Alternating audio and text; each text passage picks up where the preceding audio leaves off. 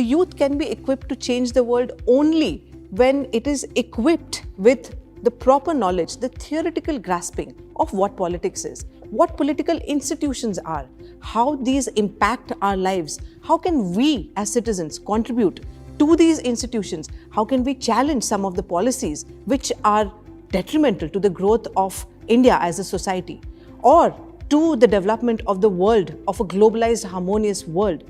This is what JSIA equips students with.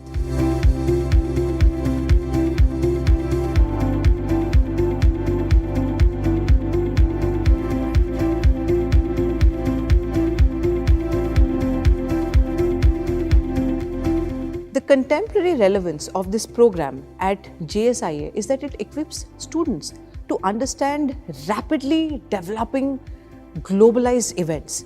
For example, what is the politics behind the emergence of these life-threatening diseases ranging from SARS to avian flu to coronavirus to Ebola?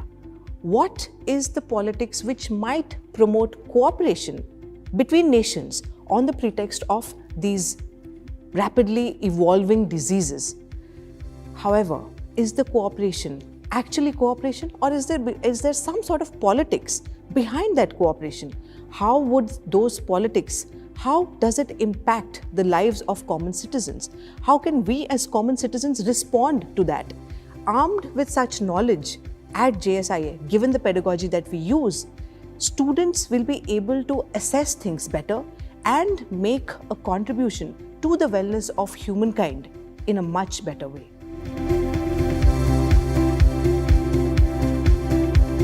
Beyond theoretical knowledge, this course at JSIA will also offer students a wide practical ground.